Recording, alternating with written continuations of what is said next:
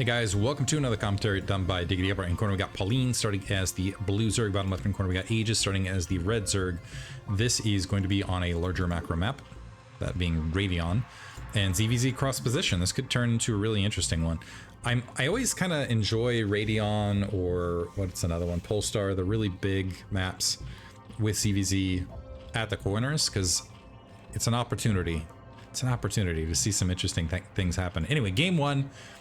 Aegis opening up with a 12 pool, went Zergling speed first, unfortunately, and then ended up behind in effectively all aspects, and Pauline was really just kind of a build order loss to start. He did flood some Zerglings across. Pauline was able to really swat it down and just maintain control top to bottom as far as the build order and execution. There was a brief moment where I was concerned that Pauline overstepped his bounds and attacked with Mutilis, but it looked like he just got better focus fire in the Muta-on-Muta fight, just on positioning. This time, Pauline going for a 9 pool, interestingly enough. And opposite corner, maybe this is going to turn into a quick one. So we got an Overlord first build for certain. This is an extreme risk on Pauline's part, by the way. Spot Extractor dropped as well. So it's a usually 9 pool. I mean, it's possible he's going to go for just as fast a layer as possible, and I kind of like that play now that I think about it. As long as he doesn't go massive amounts of Zerglings to just straight off the bat, the more I think about it, the more sense this makes, because you're on a large map. If you're going for a 12 hatch, which by the way it looks like Aegis is, and you're trying to go for Zergling floods as far as a follow-up, there's just so much territory you got to cover to get in your opponent's base. So what makes the most sense? Tech up as rapidly as possible, get your Mutilis count up as quickly as possible, and just seize the tech advantage. I actually kind of, that makes sense to me. We'll see if it ends up turning into a victory. Kind of curious how many players go for the 12 hatch or 11 hatch or some variation of hatchery first, and then opt to still go for faster tech in the midst of it with some sort of macro lead along the edge. That's got to be some crazy advanced ZVZ thinking down the line that kind of goes off pattern. Zerglings are going to field out. That's going to give a significant scouting lead to Pauline. At the distance, he's going to be able to get some pot shots off on the hatchery at the natural expansion, but once that spawning pool's finished, as long as some larvae have been saved, theoretically, and never mind, Pauline has upgraded. Okay, did he go lair first? He actually went Zergling speed first in the space of this. Zerglings are headed bottom left as he had an Overlord making its way across. Zergling spot, yeah, he just got lucky as far as the location. Hatchery's gonna spawn. He's gonna be down Zerglings in a hurry, however, because once this hatchery finishes, you're gonna have this Zergling pulled. It looks like some drones making the way across so that hatchery doesn't die potentially. This is gonna expose a lot of drones though. Ooh, one drone dies. Is that hatchery gonna drop? Really? So yeah, hatchery, so a lot of drones are killed, and I think that hatchery is at great risk of popping. All of a sudden, Pauline up drones despite the 12 hatch versus the 9 pool. A little bit shocking. We have the drone alongside. Is it going to exit and start mining again as more Zerglings field in? A creep colony dropped in the midst of this. Pauline getting some really good micro trades against Zerglings at close position, and now he can go right back to work on that hatchery and that creep colony if he wants. Yeah, creep colony, he needs to stop attacking that now, actually, because it did a little bit of over damage in the space of this. So all of a sudden, Pauline once again in a fantastic position where, and he's going to go ahead and run with those Zerglings in. The hatchery is very, very weakened. He's already got his layer up, is continuing to build Zerglings, seems to want to win the game with just pure Zergling, considering the economic damage he did earlier. Has now dropped that Spire. And let's see if Aegis is going to go ahead and retreat. Let's see if Aegis has the sense to go ahead and flood a counterattack.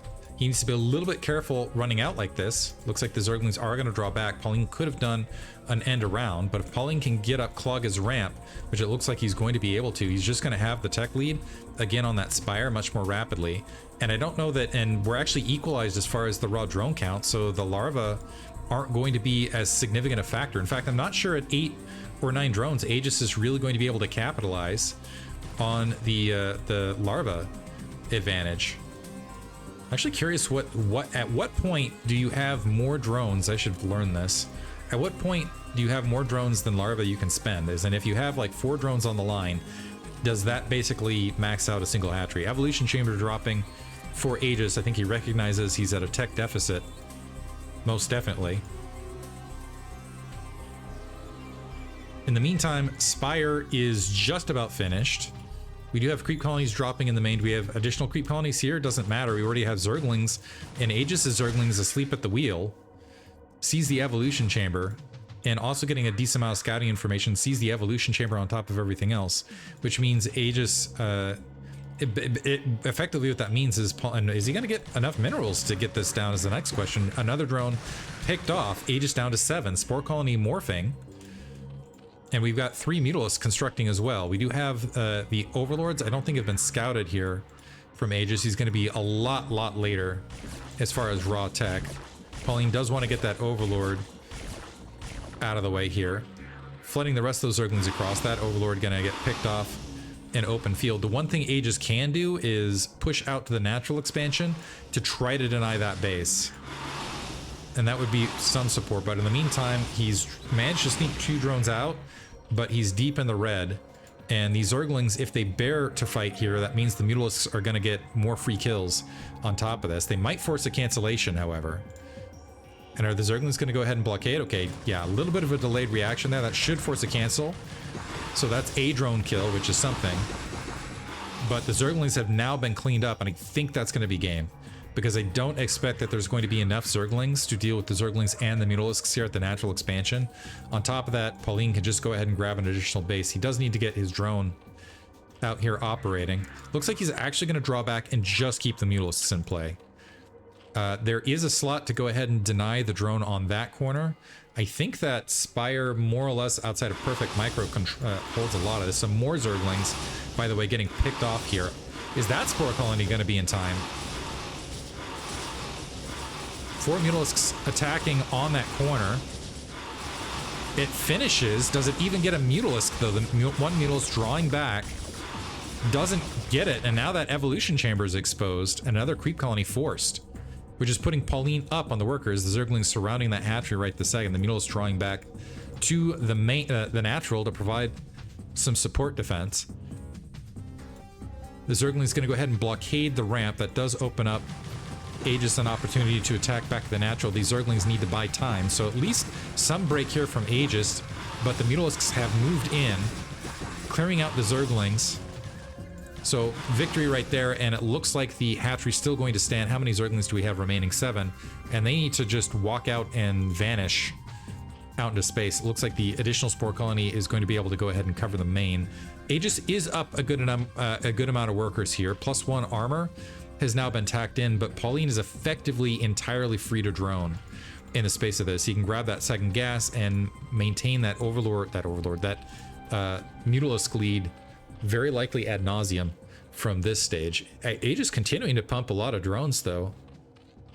We'll see if he what is maximum on 2 base. So what is it? So on this map in particular, so we got 7 there, 7, 8, 9, 10, 11, 12, 13, 14, 15, 16. So 16 +3, 19 +3, 22. Is that right? Yeah, sounds right.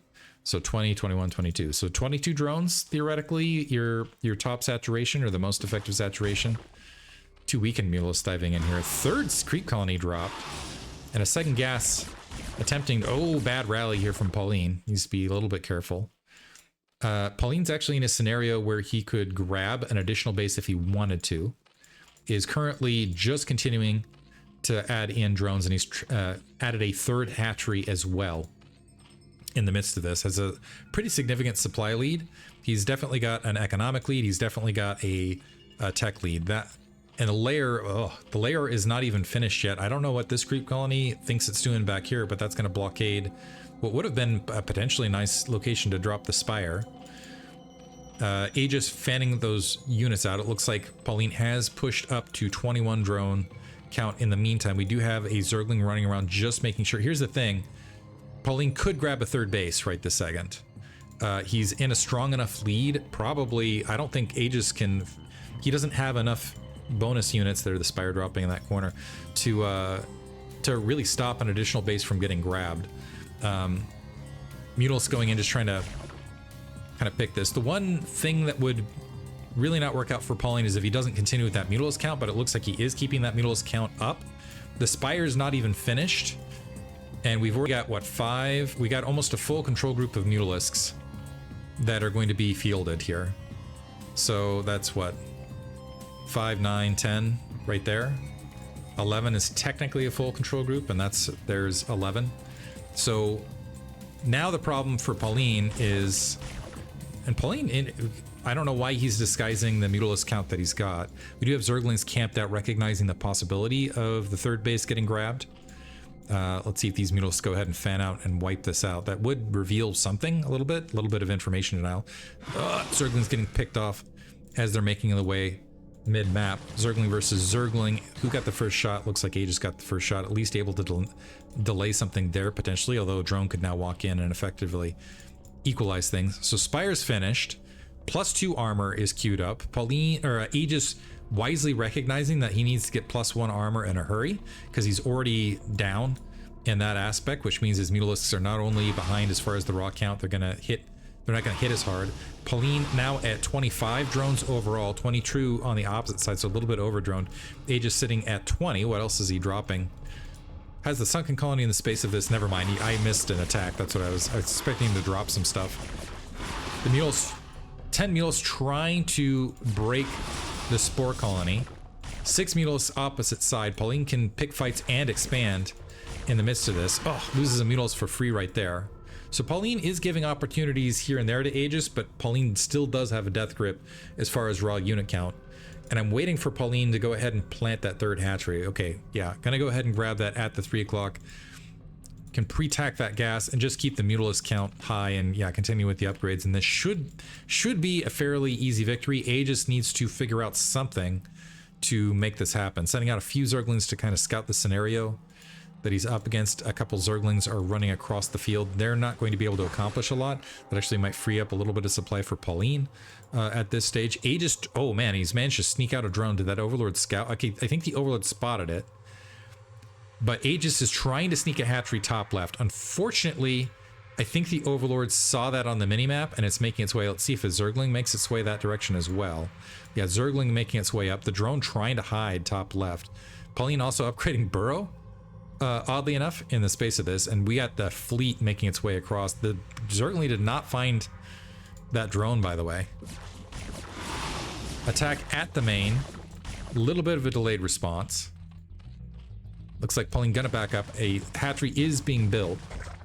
And a cancellation drone trying to fight for its life here. Wiped out. That's unfortunate.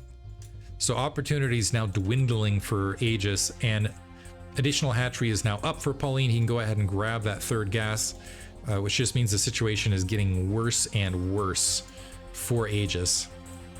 Another drone cycling its way out. Is he going to go for the 6 o'clock this time? He's got a single Zergling. That's, well, okay. Exiting. I don't know what this, okay, the drone's trying to sneak its way out. +1 armor finishing for Aegis, but that's on the wings of, and that was pun intended a little bit. Oh, look at that. Pauline also burrowing at the 6 o'clock, which means as this drone approaches, it cannot, in fact, get an additional base at a close reinforcement point. I hadn't even thought about that aspect of burrow in ZVZ. So even brutal, and we got another Zergling that spots the drone making its way to the bottom right.